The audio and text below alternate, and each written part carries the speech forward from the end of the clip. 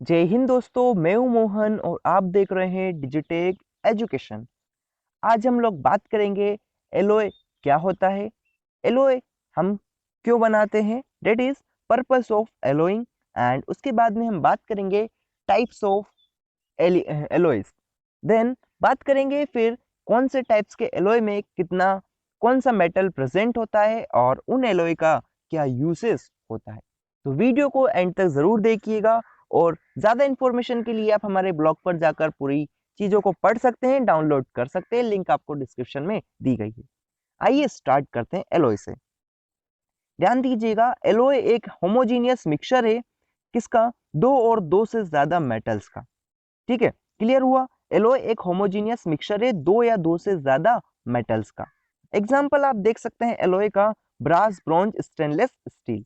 ध्यान दीजिएगा, जनरली जो एलॉय बनाते हैं उसमें हम क्या करते हैं, एलॉय को बनाने के लिए हम कोई दो या दो से ज्यादा मेटल्स ले लेते हैं। सपोज दो मेटल मैंने ले लिया, एक मेटल है ए और एक मेटल है बी, दोनों को हम फ्यूज कराते हैं।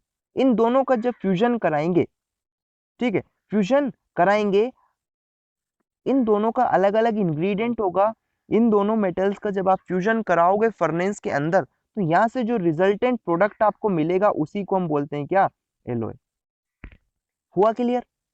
मींस अगर आपसे कोई सवाल करता है कि बताइए भाई एलॉय क्या होता है, तो एलॉय हमारा एक होमोजीनियस मिक्सचर है दो या दो से अधिक मेटल्स का, जिनको हम फ्यूजन करा के ऑब्टेन होता है।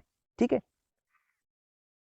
ध्यान दीजिएगा, हम लोग एलॉय क्यों करा रहे हैं। एलॉय कराने के पीछे हमारा मेन मुद्दा यह है, मैं आपको एक एग्जांपल से समझाता हूँ। आप लोगों ने सेमीकंडक्टर पढ़ा होगा। सेमीकंडक्टर में हमने पी टाइप और एन टाइप सेमीकंडक्टर पढ़े थे। ध्यान दीजिएगा, जो नेचुरली ऑकरिंग सेमीकंडक्टर था उसकी प्रॉपर्टीज हमारे लिए अच्छी नहीं थी।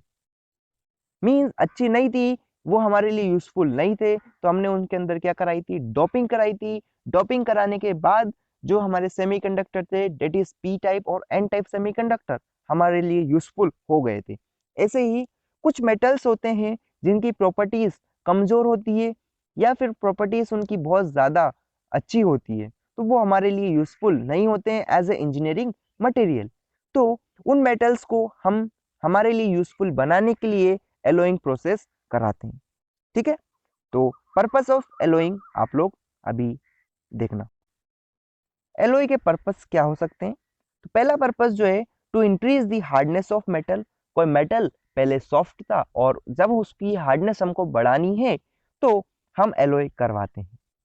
ठीक है, सेकेंड जो पॉइंट है कि to increase the tensile strength of the metal. Alloying कराने के बाद आप किसी भी मेटल की टेंसाइल स्ट्रेंथ को इंक्रीज कर सकते हैं। To make it corrosion resistant. देखो, एलोय जो होता है, एलोय को आप कोरोजन रेसिस्टेंट बना सकते हो, जैसे कि स्टेनलेस स्टील होती है। स्टेनलेस स्टील जो होती है वो कोरोजन लेस होती है, और उसको कैसे बनाया गया है? उसको दो मेटल, दो या दो से अधिक मेटल को क्या किया है, हमने कंबाइन किया है, उनका एलोइंग प्रोसेस कराई है, उसके बाद में वो कोरोजन रेसिस्टेंट हुआ है। To enhance the malleability and ductility. ध्यान देना, किसी भी किसी भी मेटल की मेलिएबिलिटी और डक्टिलिटी जो प्रॉपर्टी है, मेलिएबिलिटी क्या होती है? The property by virtue of which a metal can be converted into thin sheets. और डिटेल में आपको जानना है तो आप हमें कमेंट कर सकते हैं, हम उस पर सेपरेट वीडियो बता देंगे। और आप इन सारी प्रॉपर्टीज को हमारे ब्लॉग पर जाकर डिटेल में पढ़ सकते हैं, लिंक आपको डिस्क्रिप्शन में दी गई है। ठीक है, तो to enhance the malleability and ductility के लिए भी हम एलोइंग कराते हैं। To get the attractive surface and appearance. किसी भी मेटल को अट्रैक्टिव सरफेस प्रोवाइड कराने के लिए या वो अच्छा लगे, हम एलोइंग करा लेते हैं। To make it abrasion resistant. Abrasion जो प्रोसेस है, एबर्शन में क्या होता है, उसको कोई भी स्क्रैच नहीं आना चाहिए, तो स्क्रैच रेसिस्टेंट उसको बनाने के लिए भी हम उसके अंदर क्या करा लेते हैं? एलोइंग करा लेते हैं। ठीक है, machinability of the metal can be improve. Allowing करने के बाद मशीनेबिलिटी उसकी इम्प्रूव हो जाती है। मेल्टिंग पॉइंट को डिक्रीज करने के लिए भी एलोइंग कराते हैं। फिर colour and the metallic lustre can be improve. ध्यान दीजिए, एलोइंग कराने से उसके जो कलर है वो और जो मेटालिक लस्टर है, शाइन है उसकी, वो भी इंक्रीज हो जाती है या इम्प्रूव हो जाती है। ठीक है, I hope purpose of allowing आपको क्लियर हो गए होंगे। अब हम बात कर लेते हैं टाइप्स ऑफ एलोय कि आखिर में एलोय कितने टाइप्स के होते हैं। तो एलोय हमको दो टाइप्स के देखने को मिलते हैं, एक होता है फेरस एलोय, दूसरा होता है नॉन फेरस एलोय। आइए इनके ऊपर डिटेल में स्टडी करते हैं। तो देखो, सबसे पहले आप बात करेंगे फेरस एलोय की। नाम से ही आपको क्लियर हो रहा होगा, फेरस। फेरस मतलब ऐसा एलोय जिसके अंदर आयरन का कंटेंट प्रेजेंट हो। ठीक है, जैसे कि यहाँ पर आप डेफिनेशन में देख भी सकते हैं कि alloy which contains iron as the main और major constituent are called as ferrous alloy. Means ऐसा एलोय जिसके अंदर आयरन मेजर कंटेंट होता है। ठीक है, क्या होता है, मेजर कंटेंट होता है या मेजर कंस्टिट्यूएंट होता है किसी भी एलोय के अंदर, तो उसको हम बोलेंगे क्या, फेरस एलोय। क्लियर है। एग्जाम्पल आप देख सकते हैं किसका, फेरस एलोय का, stainless steel, chromium steel, vanadium steel, इन सब के अंदर आयरन हमारा मेजर कंस्टिट्यूएंट है। क्लियर है। नेक्स्ट हम बात कर लेते हैं कुछ टाइप्स के जो हमारे फेरस एलोय है उनके नाम की, उनके अंदर क्या क्या कंपोजिशंस होते हैं और उनके यूसेस की। सबसे पहले हम बात करेंगे स्टेनलेस स्टील। स्टेनलेस स्टील में क्रोमियम 14% होता है, निकल 1%, कार्बन 1% एंड आयरन 84%। क्लियर है। यूज कहाँ पर करते हैं, किचन यूटेंसिल्स बनाने में स्टेनलेस स्टील का यूज होता है। Use for making surgical instrument, surgery के लिए जो इंस्ट्रूमेंट का यूज होता है वहां पर भी हम स्टेनलेस स्टील का यूज करते हैं। Use for making automobile parts, जैसे बसेस हो गया, ट्रैक्टर हो गए, कार हो गई, इनके जो पार्ट्स होते हैं उनको बनाने में स्टेनलेस स्टील का यूज होता है। क्लियर है। सेकेंड जो टाइप का फेरस एलोय जो है वो है हमारा कौन सा, क्रोमियम स्टील। क्रोमियम स्टील के अंदर क्रोमियम आपका 0.5 टू 18% होता है, कार्बन आपका 0.15 टू 1.3% होता है, आयरन आपका 80.7 टू 99.35% प्रेजेंट होता है। आपको ये कंपोजिशन ध्यान में रखना है। कहाँ पर यूज किया जाता है, यूज करते हैं हम making rock cutting machines. Rocks that is जो स्टोन्स होते हैं उनको काटने के लिए जो मशीन का यूज किया जाता है वहां पर क्रोमियम स्टील से वो मशीन के पार्ट्स बनाए जाते हैं। ठीक है। Use for making files, files बनाने में क्रोमियम स्टील का यूज किया जाता है। Use for making ball bearings, ball bearings जो होते हैं, ठीक है, मशीनरी पार्ट्स होते हैं जो बॉल बियरिंग्स होते हैं उनको बनाने में भी इसका यूज होता है। Use for making connecting rods, जो कनेक्टिंग दो रोड्स को जब कनेक्टिंग करते हैं तो कनेक्टिंग रोड किसको, जैसे कि अब बात करते हैं हम टू व्हीलर्स की, तो टू व्हीलर्स में जो इंजन होता है, ठीक है, तो इंजन को पिस्टन और क्रैंक जो कनेक्ट करती है, दैट इज ध्यान दीजिएगा, अगर ये आपकी क्या है, ये हमारी पिस्टन है और ये हमारी क्रैंक है, दोनों को कनेक्ट करने के लिए जो रोड का यूज किया जाता है उनको हम बोलते हैं कनेक्टिंग रोड्स। क्लियर है। एंड जो लास्ट टाइप का जो हमारा फेरस स्टील है वो क्या है, या फेरस एलॉय जो है वेनेडियम स्टील।